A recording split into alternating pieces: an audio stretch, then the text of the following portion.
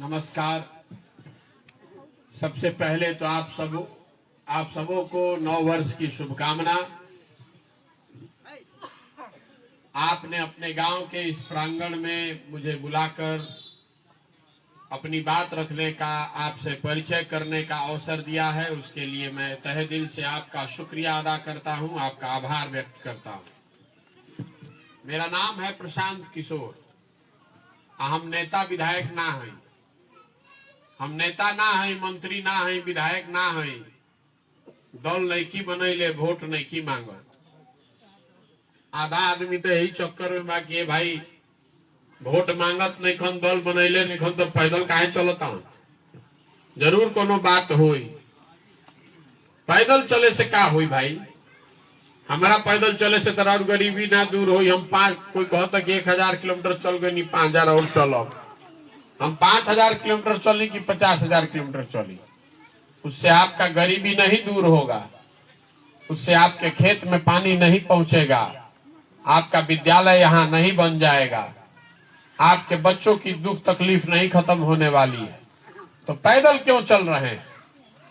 पैदल इसलिए चल रहे हैं कि जिस बिहार में हम लोग रहते हैं, आज से 40-50 साल पहले भी देश का सबसे गरीब और पिछड़ा राज्य था, और आज 40-50 वर्ष के बाद भी देश का सबसे गरीब, सबसे पिछड़ा, सबसे ज्यादा अशिक्षित, भुखमरी और बेरोजगारी वाला राज्य बिहार ही है। कितना आदमी बच्चा से जवान हो गई, जवान आदमी बूढ़ हो गई। बिहार का जो दुर्दशा है वो सुधर नहीं रहा है। आज से 40-50 वर्ष पहले भी रवा बाढ़ से या पानी खातिर खेत में परेशान रही, आज हुए दशा बा। जो ना हालत में रवा जब लड़का रही तो पढ़े के स्कूल ना रहे, अब रवो लड़कन के पढ़े के स्कूल नहीं के।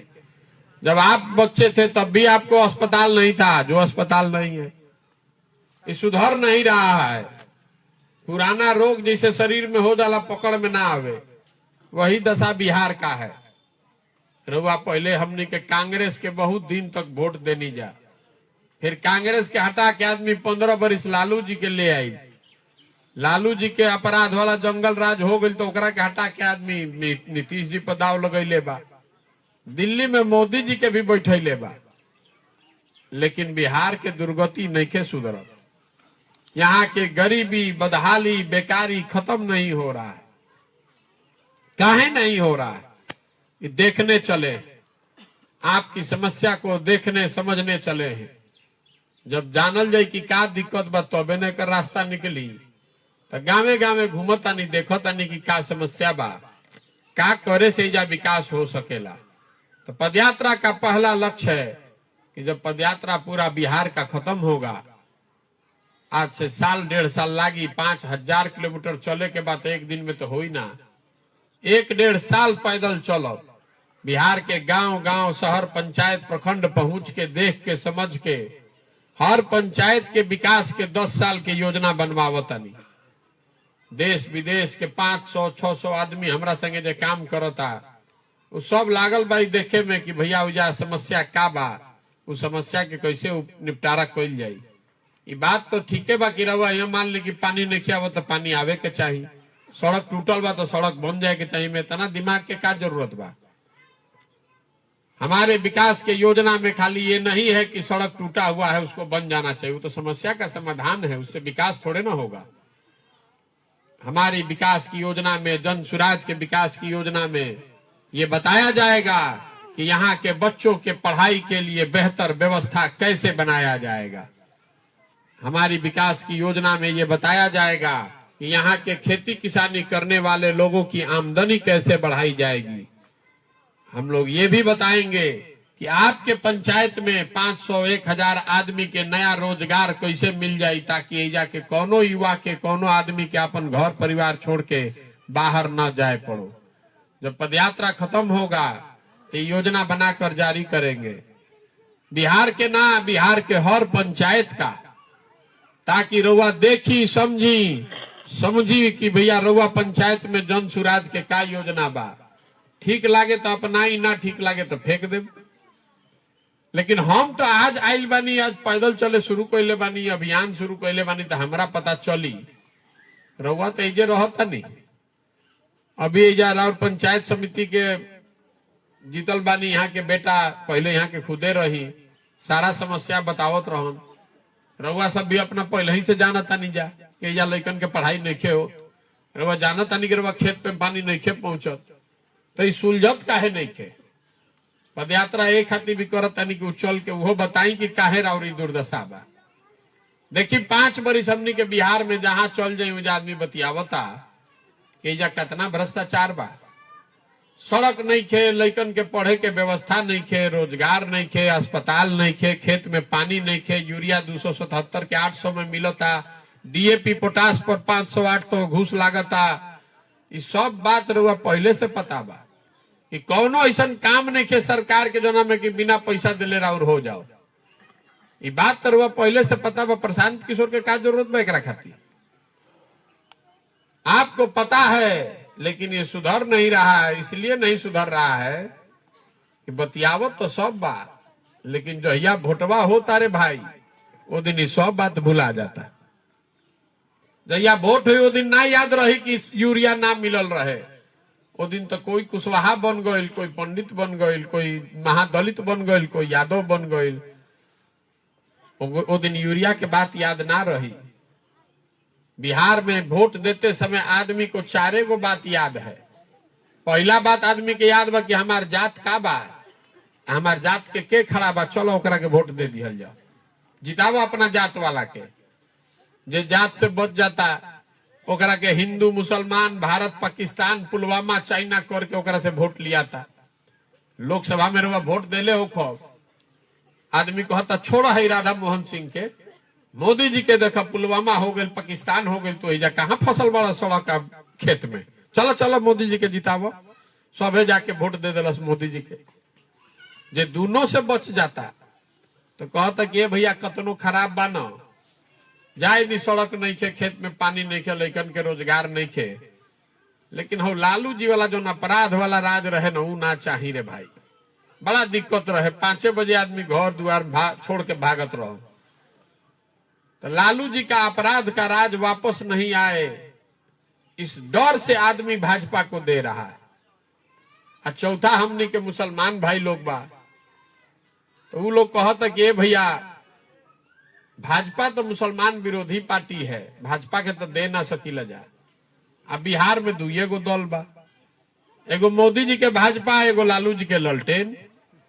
नीतीश कुमार के तो अब दल बचले नहीं खे, कभी ललटेन पकड़ के लटकत आड़न, कभी कमल के फूल पर बैठ के पौरत आड़न। इनके भरोसे का बच्चे ने जई हम।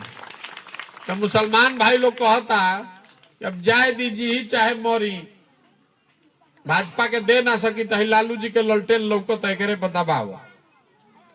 ईमानदारी से अपना दिल से पूछी, अब बताई तो हमरा के 4 चीज के छोड़ के कबो कोनो चीज पर वोट कैले बनी रहा, तो काहे के माथा पीटो तानी झूठो के।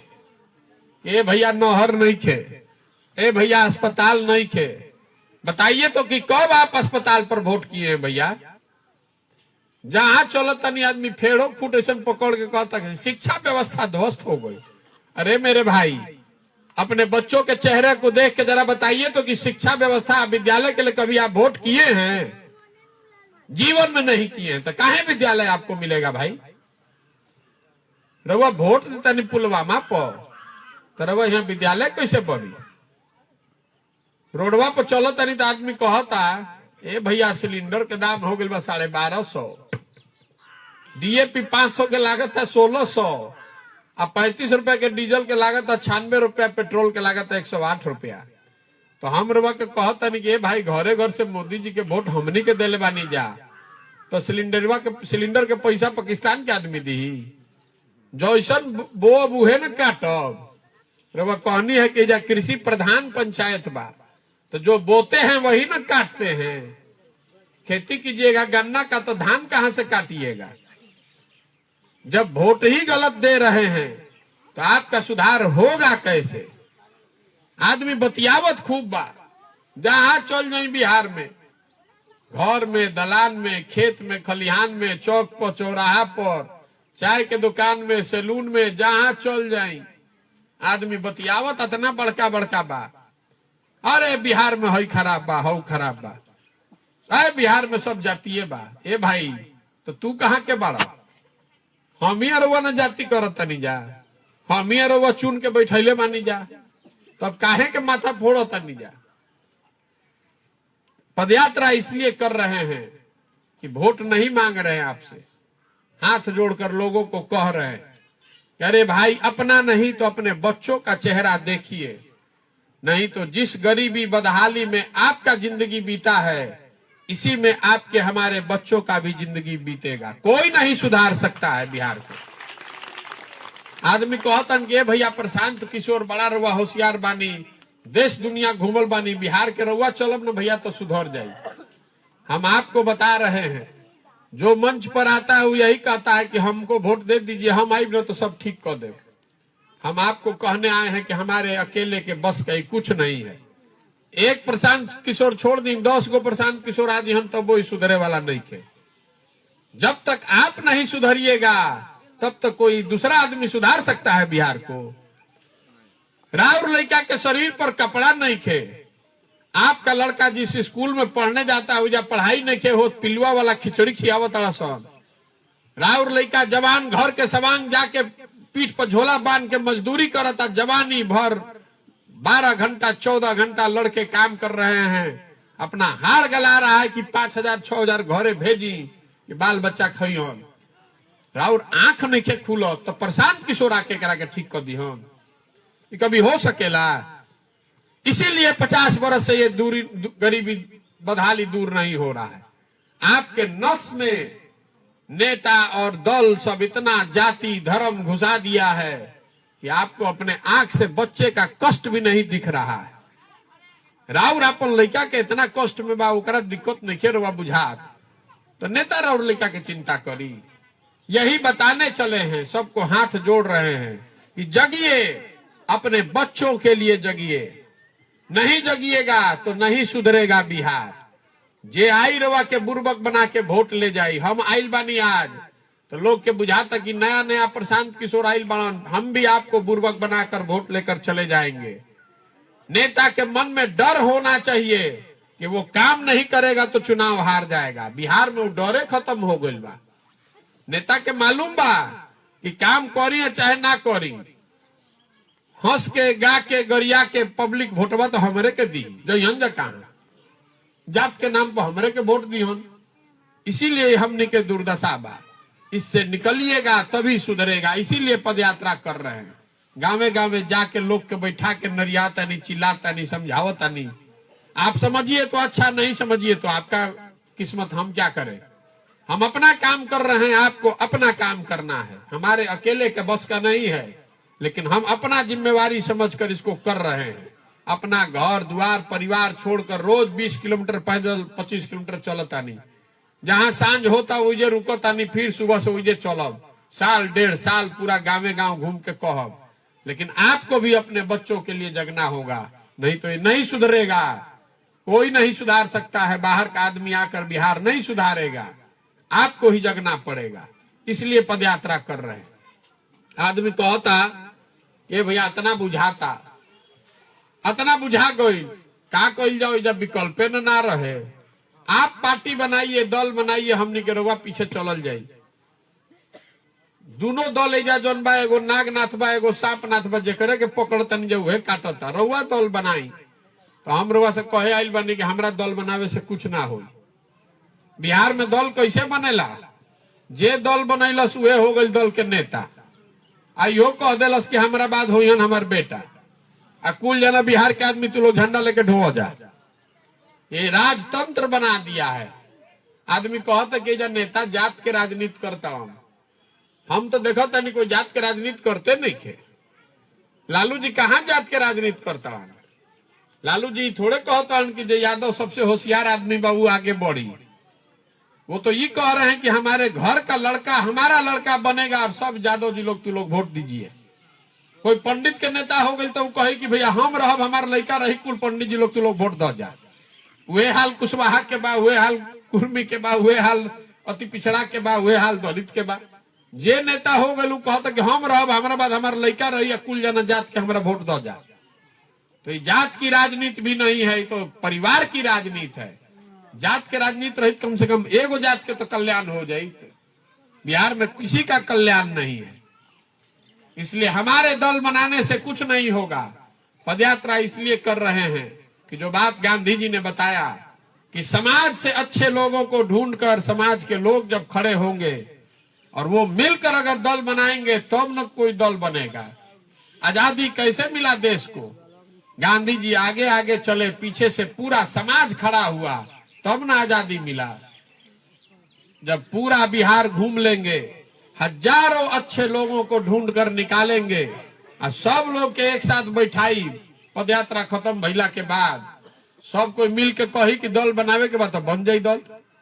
दल बनाने में कितना टाइम लगता है? 1 मिनट में बन जाएगा, 1 दिन में बन जाएगा दल। लेकिन अगर दल बन गया तो दल किसी व्यक्ति का नहीं, किसी परिवार का नहीं, प्रशांत किशोर का नहीं, दल उन सारे लोगों का होना चाहिए जो बिहार के लोग मिलकर इसको बनाए और आगे मिलकर ही इसको चलाए। तब न बनेगा जनता का, तब न जनता की कोई बात सुनी। ना तो हम दल बनाए हम ही हो गए होकर नेता, तो कैसे चली बात? दल का नेता उसको होना चाहिए जो बिहार का सबसे काबिल आदमी है, जो हम लोग को गरीबी से, बदहाली, बेरोजगारी से निकाले, होकर न बने चाहिए नेता। इसीलिए ये प्रयास कर रहे हैं। अब आपसे सवाल पूछ रहे हैं, आपको जवाब देना है। सबके बोले के बाद मुंह से भी और हाथ उठा के भी। कैमरा लागल बस 3 गो, एमे रिकॉर्ड होके के चाहिए। न तो आदमी कहन कि हमारा गांव में आई कहा रहन, हमारा तो भेटे ना भइल। कोहन कहीं सरे में चाहे मान ली आग तापता बैठ के कहन कि हमारा से कहाँ बात भइल। तो यही से रिकॉर्ड करावतानी। पिछले 30-40 सालों में बिहार की जनता ने, आपने जिसको भी वोट दिया है, सब ने आपको और आपके बच्चों को ठगा है। अब समय आ गया है कि बिहार की जनता मिलकर अपने और अपने बच्चों के बेहतर भविष्य के लिए नया विकल्प बनाए, विकल्प बनाने का प्रयास करे। आप बताइए कि बिहार की जनता को मिलकर अपना विकल्प बनाना चाहिए कि नहीं बनाना चाहिए? सबके बोले के हाथ उठा के फिर से पूछता नहीं, हाथ उठे के चाहिए, जाड़ा बा लेकिन निकाली हाथ। बिहार की जनता को मिलकर विकल्प बनाना चाहिए कि नहीं बनाना चाहिए? बनावे चाहिए ना भाई। आदमी कहता कि भैया विकल्प तो बन जाये, दलों बन जाये, हमनी के गरीब आदमी, हमनी के कैसे काम चली? हमनी का इतना बड़ा बड़ा दल नेता एक से लड़ल कैसे जाये? तो आपको बताने आए हैं, जन बल के आगे कोई बल नहीं है। एक बार जनता खड़ी हो गई तो कोई नेता, कोई समीकरण, कोई दल टिकने वाला नहीं है। जिस दिन आप अपने बच्चों के लिए खड़े हो जाइएगा तो आपके पास गांधी जी ने, बाबा साहब अम्बेडकर ने वो अधिकार दिया है, जिसका बटन आप दबाते हैं वही राजा बन सकता है, दूसरा कोई नहीं खड़ा हो सकता है। ये आप में ताकत है। आज हमरा के जानता ओकरा यो मालूम बा कि प्रशांत किशोर के और कुछ आवे चाहे ना, चुनाव लड़ावे तो आवेला भाई। पिछला 10 साल में जिस नेता का, जिस दल का हमने हाथ पकड़ा है, देश में कभी चुनावे नहीं हारा है। इस बार दल और नेता को छोड़ दिए हैं, बिहार की जनता का हाथ पकड़े हैं। जिसको भी समाज बीच में से ढूंढ कर निकाल देगा, गरीब हो, अमीर हो, अगड़ा हो, पिछड़ा हो, महिला हो, पुरुष हो, जिसको समाज ढूंढ कर निकालेगा, उसी के पीछे अपनी पूरी ताकत, शक्ति, पैसा, बुद्धि लगाएंगे और आपके सहयोग से उसको जिता कर लाएंगे। तभी न बनेगा जनता की सरकार। बिहार तब सुधरेगा जब हजारों अच्छे लड़के वार्ड सदस्य जीत कर आए, जब 5000, 6000 अच्छा आदमी मुखिया और सरपंच बने। बिहार तब सुधरेगा जब अच्छे लोग जिला पार्षद बने, 100-150 अच्छा आदमी विधायक बने, तब न बिहार सुधरी। खाली मुख्यमंत्री बदले से बिहार सुधरे वाला बा भैया? पूरा व्यवस्था में नीचे से लेके ऊपर तक घून लग गया है। तो नई व्यवस्था बनाने के लिए गांवे गांव घूम रहे हैं। तो प्रयास हो ना, अरे प्रयास हो ना भाई। तरवा से वोट ना मांगनी, चंदा मांगत नहीं की, चाय पानी भी पियत नहीं की राहू, नजर घुमा के देख लिया, अपन एगो फोटो भी नहीं की लगावत। आपसे मिलने आए हैं, आपसे आपका आशीर्वाद लेने आए हैं, क्योंकि ये कठिन काम है। पिछले 40-50 साल में किसी का हिम्मत नहीं पड़ा है बिहार में ये काम करने का। बिहार को सुधारने का। ये काम सिर्फ और सिर्फ बिहार की जनता कर सकती है। ये होगा भगवान की कृपा से और आप सबके समर्थन और आशीर्वाद से। अगर आपको लगता है कि जो काम हम कर रहे हैं ये बिहार के भलाई के लिए है, यहाँ के बच्चों के बेहतर भविष्य के लिए है, तो एक बार हाथ उठाकर आशीर्वाद दीजिए। आशीर्वाद दीजिए कि इस काम को ईमानदारी से पूरा कर सके। है ना आपका आशीर्वाद? होके ना प्रयास। एगो अंतिम बात, अब फिर वक्त छोड़ देता नहीं, जाके आगता पब बहरी जाता नहीं जाता कहता अरसन बिहारी मतलब बेवकूफ। बिहारी शब्द ही गाली बन गया है। हम लोग का बच्चा बाहर जाता है, उसको गाली देता है, धक्का मारता है, कहता है मजदूर है सब, ये सब गरीब बेवकूफ है। हम लोग बेवकूफ लोग नहीं हैं, बिहार के लोग बेवकूफ नहीं है, यहाँ के नेताओं ने, व्यवस्था ने हम लोग को बेवकूफ बना दिया है। ये ज्ञान की भूमि रही है, ये जो मिट्टी है ये ज्ञान की भूमि रही है बिहार। देवताओं को भी यहाँ आकर ज्ञान मिला है। इस मिट्टी का गौरव करना सीखिए। जब आप अपने बच्चों के लिए खड़े हो जाइएगा, एक नई व्यवस्था बनाइएगा, तो जो बच्चे बाहर जाकर फैक्ट्रियों में मजदूरी कर रहे हैं वही बच्चे आकर यहाँ फैक्ट्री लगाएंगे भी और चलाएंगे भी। आप देखिएगा, इस मिट्टी में वो ताकत है। आपके हमारे बच्चे जीवन भर मजदूरी करने के लिए नहीं पैदा हुए हैं। ये संकल्प लीजिए कि हमारे बच्चे मजदूर नहीं बनेंगे, हम लोग मजदूरी करने के लिए पैदा हुए हैं। ये आप जब संकल्प लीजिएगा तब बिहार सुधरेगा। 26 MP का राज्य है गुजरात। गुजरात का आदमी बन गया फैक्ट्री का मालिक। गुजरात में एक शहर है सूरत, अकेले एक सूरत शहर में 5 लाख लड़का बिहार का मजदूरी कर रहा है। हमनी के लड़का मजदूर हो गई, गुजरात के आदमी फैक्ट्री के मालिक हो गई, हमनी के आंखें नहीं के खुलत। तो ये बदले के चाहिए कि ना बदले के चाहिए? बदलना चाहिए ना भाई, बदलना चाहिए ना। तो एक बार इस मिट्टी के सम्मान में एक नारा लगाएंगे, याद रखिएगा इसको। आगे मैं बोलूंगा जय बिहार, आपको बोलना है जय जय बिहार, जय बिहार, जय बिहार। बहुत बहुत धन्यवाद। अब जाई बोरसी बाग काफी आज जरा हमारा संग चले के बाद आधा 1 किलोमीटर पैदल चलिए, जहां थक जाइएगा तो लौट जाइएगा। बहुत बहुत धन्यवाद।